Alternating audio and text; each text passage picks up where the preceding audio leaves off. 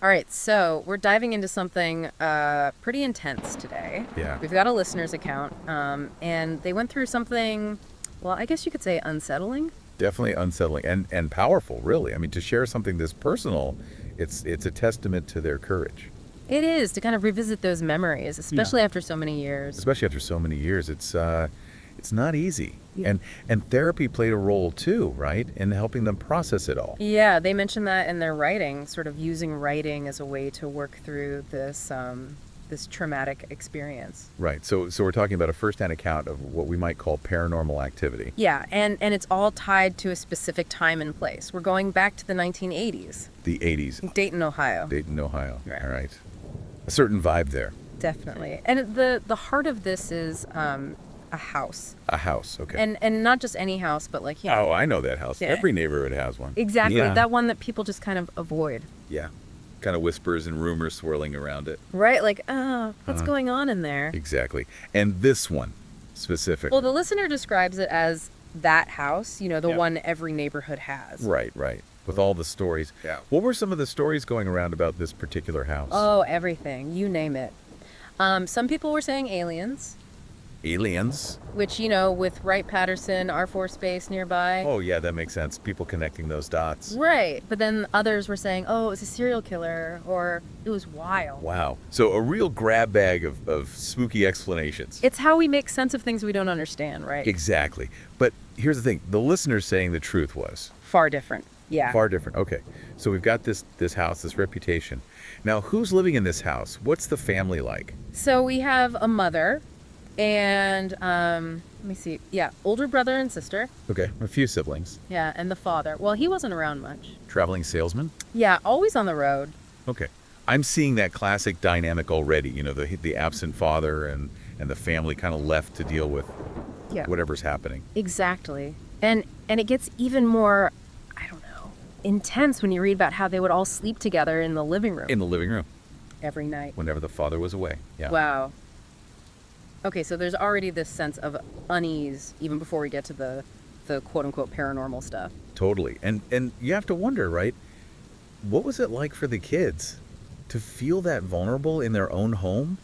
It makes you think about the emotional landscape, the underlying tension. And then you layer in the father's skepticism, Oh, yeah. The listener talks about how he just dismissed their fears. attributed it to imagination, bad dreams. Exactly. Yeah. Like just kids being kids. It's tough because, I mean, as a parent, you want to protect your kids, right? Reassure them, but But what if something really is going on? right. And how do you tell the difference between a kid's overactive imagination and something genuinely unexplained? Yeah. So let's get into what they were actually experiencing. Okay, so what kind of events are we talking about? Well, it starts with what I guess you could call the classic paranormal stuff, right? Like objects moving, Okay, like how? flying off shelves. Whoa. Yeah, off Yeah. walls, just moving on their own. Okay, that's pretty freaky. Right. And then there were these strange smells. Smells. Like what kind of smell? They couldn't really describe them, just, not normal house smells. Yeah. And this is interesting. The dog. The dog. What kind of dog? A big dog, Teak was his name, Teak. and he would react to nothing. like bark at thin air. Growling, barking, hair standing on end. But there was nothing there. Spooky. I always find those stories about animals reacting to unseen things. It's really compelling. It is. It's like they're picking up on something we're not. Right. But, and this is key, the account doesn't stop there. No, it doesn't. Yeah. It escalates. Escalates. Okay. So what happens? We're talking full-bodied apparitions. Not just shadows or No, solid figures, like people. oh wow. Right. That's different. And the listener said they saw these figures multiple times. Yeah. And then there were sounds. Moaning, screaming, coming from different parts of the house. Chilling. Just echoing through the house. Exactly. And then, this is a big one. The smoke. Smoke. Yeah. Unexplained smoke filling the house. And it wasn't just, a little bit, Like a lot of smoke. enough to alarm the neighbor. Oh wow. So other people were seeing it too. Yeah. The fire department even came out a few times. Nothing. They couldn't find any source. That's significant. If it was just the family, you can maybe say, stress, maybe a shared hallucination. But other people were seeing it too. Right. So that lends a different weight to the account. It's not just subjective. Exactly. Now, in the account, the listener really zooms in on this one particular week, leading up to them leaving the house. Oh, okay. So things really ramp up in this week. Yeah, and it starts with the father leaving for another trip. And that was always a trigger for anxiety. Huge anxiety, especially for the mother. She really didn't like being in that house alone. It's interesting, right? Because despite the father's dismissal, Clearly, everyone was picking up on something. right, like on some level, they all knew something wasn't right. Yeah. And their behavior, they adapted. It wasn't normal family stuff. Like what kind of things? Well, every night, they would all sleep in the living room. All together. Yeah, on the floor, all huddled together. Wow. I mean, that speaks volumes right there. Doesn't it? And they avoided certain parts of the house, the dining room especially. The dining room. Why the dining room? It was at the end of this long hallway. Okay, so they avoided the hallway too. Yeah, they'd run down it if they had to, but But no one wanted to be in there. not at night. Not alone. You can feel the tension building, right? Yeah. Just from these little details. Totally. And the exhaustion, too. The writer talks about how they were all just worn down By the fear. by the fear. And then we get to Friday night. Friday night. Where Okay, and what happens on Friday night? there's a huge thunderstorm. Oh, wow. So we've got this almost like cinematic backdrop. The wind, the rain. Exactly. And the listener needs to use the bathroom. Okay, so a normal, everyday thing, but in this house. It was terrifying. They were scared to go down that hallway alone. So what did they do? Their mother went with them. Oh, wow. So even the mother. Was scared. And then in the bathroom, the listener looks in the mirror. Okay. They see their brother and sister Okay, so their siblings are in the bathroom with them. reflected in the mirror, but they weren't alive. They weren't alive. They look dead. Oh my God. So like seeing ghosts of their own siblings? Yeah, and the listener said they couldn't even scream. They were just frozen. That's a primal fear right there. Seeing your loved ones gone. Right. And to make it worse, the door was locked. Door was locked. Yeah. From the inside. Yeah.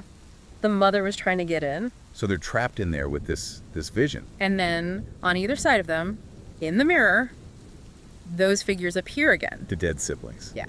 And then, just like that, the door unlocks. Oh wow. So it was like something let them out. Yeah. But then as soon as the mother gets in,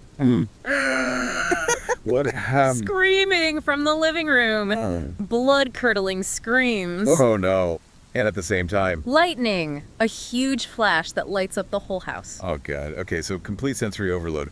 What did they see in the living room? The siblings huddled together and all around them. The figures. Yeah, but not just figures, solid dark shadows, like beings. Beings. Okay, so not human. No, and they try to get out. Out of the house. They run to the front door, it's stuck. Stuck. Jammed tight. They go to the back door, same thing. So they can't get out. And then from the laundry room, this roaring sound starts. Roaring. What was making And the the washer and dryer, they just suddenly turned on, full blast. Oh God. Okay. So the house is like working against them. It's like something's playing with them. It's horrifying. They go back to the living room. With the shadow figure. Yeah, and they're just standing there watching. Watching them. Like, what are they going to do next? And then they make a run for it down the hallway. That long hallway. Yeah, more figures start appearing in the doorways. Oh God. So they're surrounded. And then, in an open space, they get pinned down. Pinned down. By what? Something invisible. They said it felt like being held down by Strong hands. yeah, but ice cold. And above them, the attic door. The attic door. Yeah. It starts creaking, warping, like something's trying to get out. Oh God. It's too much. And the mother. What was she doing? Praying. And the siblings were screaming. And the listener, they said they felt this pressure on their chest. Like couldn't breathe. Yeah. And Yeah. then a whisper right in their ear. What did it say? You'll never be alone again. Chilling.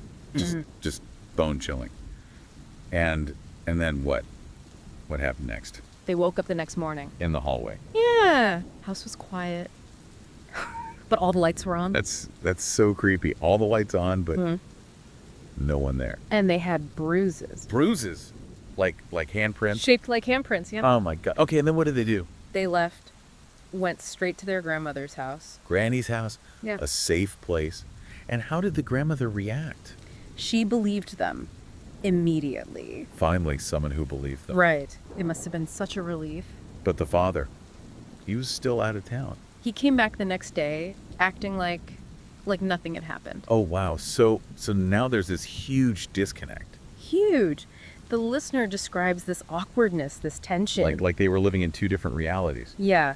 And eventually there's this big fight between the parents. About what happened. The father went back to the house that night alone. Oh, wow. But he came back the next morning and something had changed. What do you mean? He was pale, shaken, and he said they were moving. Yeah. He said it was because of black mold. Black mold. But the listener said they knew that wasn't true. Yeah. It sounds like he couldn't admit what had really happened. Maybe. But he got them out of that house. And apparently they weren't the only family to leave quickly. Oh. Other families had moved out suddenly, too. Lots of them. The listener said it was like a revolving door. Okay, so that adds another layer to this, right? Yeah. It wasn't just them. Something was definitely wrong with that house. For years, they tried to figure out what really happened that night, why they moved. And did they ever find out? The father, he took it to his grave. He never told them. Not until he was dying. Oh, wow. What did he say? He said he believed them. He finally admitted it. After all those years. But then, this is the part that really gets me. What? He grabbed their hand, his eyes got wide, and he said it again. Said what? That phrase, "You'll never be alone again." But it was like, hey, it wasn't his voice. It wasn't his voice, like someone else was speaking through him? It was like a child's voice. Strange, high-pitched, and then he was gone. Oh my God, that is... I know. Chillin'. And so we're left with this question, right? What really happened in that house? And what does it mean to never be alone? It's a story that stays with you, and I just want to thank the listener for having the strength to share it. It's profound. Yeah. And it makes you think about, what do we do with these experiences? How do they shape us? Exactly. How do they stay with us? And what does it even mean to let go of something like that? Yeah. Big questions. And thanks for listening. We'll see you next time.